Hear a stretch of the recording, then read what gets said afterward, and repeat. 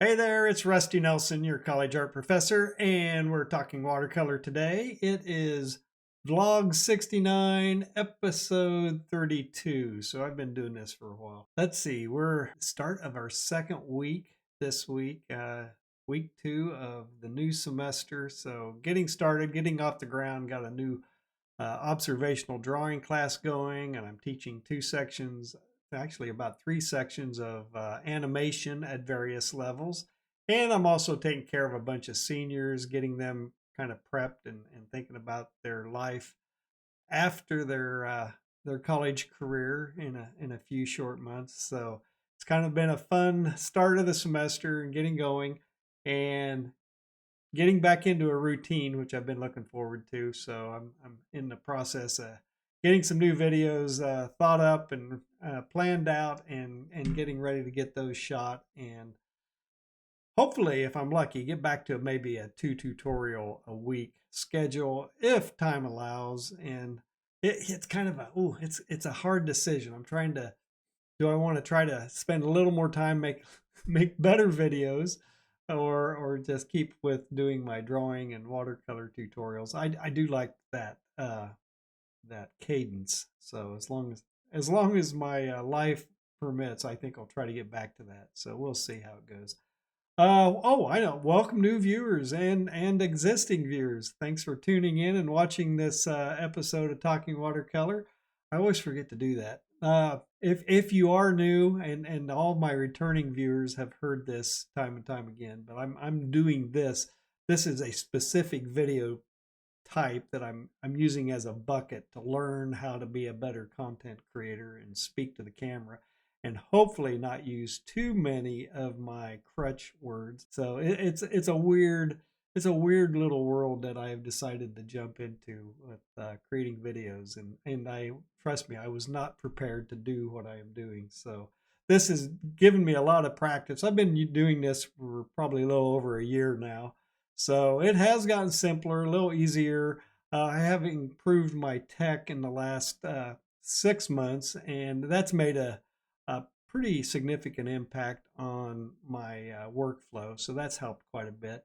So now it's just a matter of kind of improving my extemporaneous speaking and getting better at actually creating the tutorials and making uh, artwork and demos that people want to watch. So that's the challenging part. So I am slowly adding to that list of skill sets that is needed, I think, to be successful on YouTube. So we'll see how this goes. I am approaching retirement, and that's one of the reasons I started this channel, was to hopefully give me something to do in retirement, but also it was an idea for me to bring my skills and my lessons that I learned in higher education, teaching 20-year-olds get off the ground doing something creative and go into a creative field. I teach in graphic design, so a lot of my students are working professionals upon graduation. They get out there and get jobs working as graphic designers and illustrators and social media people and all sorts of pretty cool careers that I'm really envious of. But they're out there taking what I taught them in their foundation classes and in their design classes and doing something with it. And I wanted to bring that to people who have retired themselves, maybe looking for something to do. They're tired of sitting around, tired of watching TV. They want to grab a pencil, grab a brush, and start being creative, start that creative journey.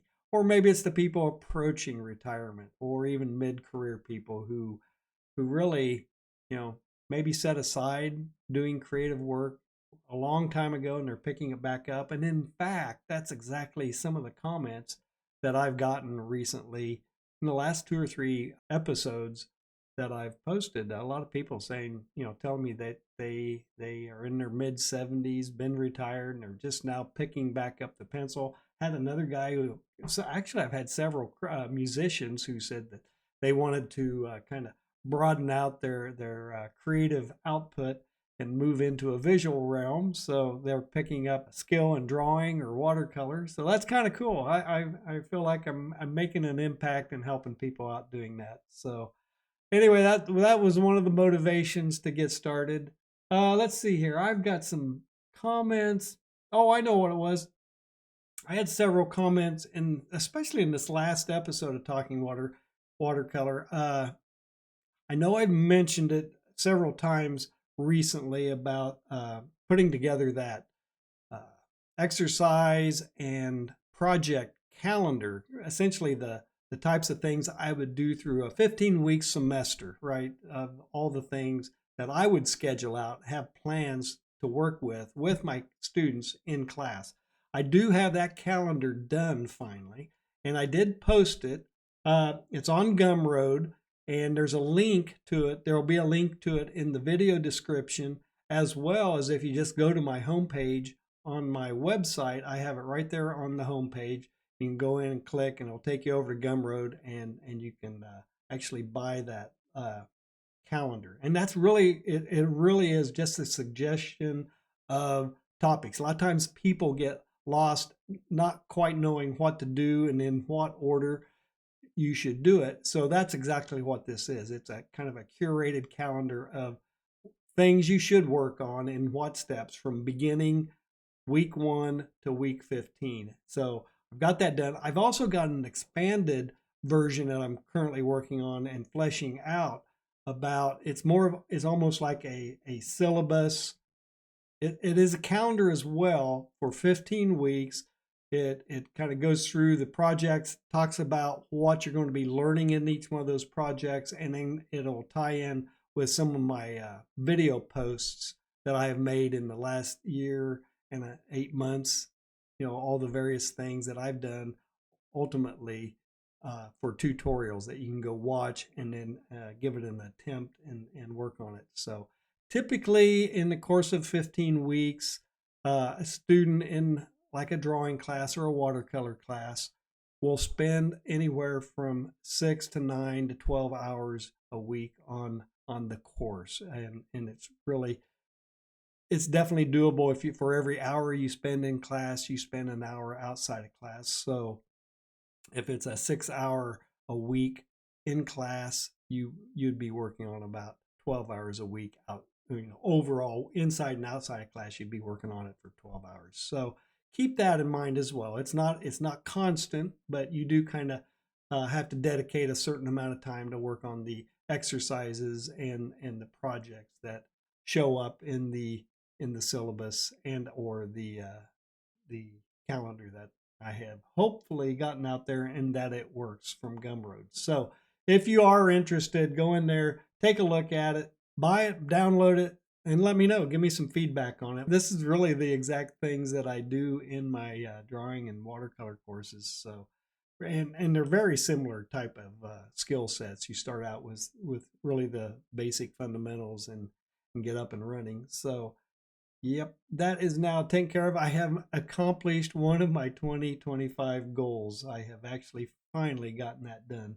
So my next hurdle is to do a live stream, and I'm going to kind of get that put together within the next week or two and get that started as well. And after that, I can claim that I have achieved my 2025 goals. So let's see here. What other fun things have popped up over the last week? Oh, I got a nice I've got several people that I know either from college here in my location where I'm at, or people from where I'm originally from. They're following the channel and stuff, and that's kind of fun to hear from them. But I was pleasantly surprised to hear from my high school art teacher, Mr. Hubbard.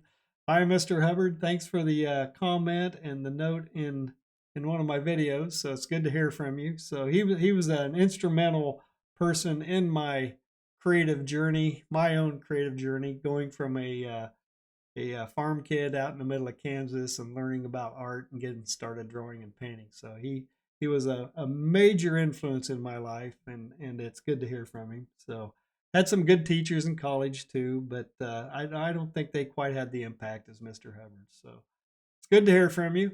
Let's see. Can't think of anything else. Oh, I do. There's one. There's one more. Yeah, there's always somebody commenting on the fact that I wear a hat all the time, and I had one. Why do you always wear a hat? Some reason. So I gave him my David Letterman top 10 reasons for why I wear a hat. So it's out on I think it was maybe was it the previous Talking Watercolor, or maybe well, one of my more recent videos that I responded to that. So maybe you saw it, maybe you didn't. So if you do, go take a look, tour through. So anyway, it's at the start of the school year, having a lot of fun. It's good to see the students again. I have a really a weird semester in that I've got two completely online courses, and then I have two other courses that are high flex and are capable to go online at the drop of a hat if needed. So that's where I'm at this semester. So technology has certainly changed in the last 28 years since I started teaching, and it's pretty amazing. So it's kind of fun, and I think it's an exciting time. So, and I really do hope to continue doing this upon retirement, and maybe still do a few things for the university once I retire, maybe a couple adjunct courses and things like that. But definitely I'm going to be bringing courses and tutorials and demos to everybody out on YouTube. So, hey, I hope you got something out of today's talk. Not much really going on. I didn't even go my full 15 minutes. So I think I just got done grading. I'm just exhausted. So, anyway, yeah, at least I don't have to give everybody a grade that's out there doing my demos. So I'm glad you guys are tuned in. So definitely give me a like and a subscribe if you got any value out of today's talk or any of my videos out there. And if you do think I'm doing anything worthy of financial support with this channel where I'm doing all these fine demos and tutorials for everybody to learn from, please head over to my Patreon channel and give me a $5 a month membership. I truly do appreciate it. It helps out a lot. And I do have in the video description that link to my Gumroad 15-week beginner to intermediate project calendar. So get in there if you're interested and buy that.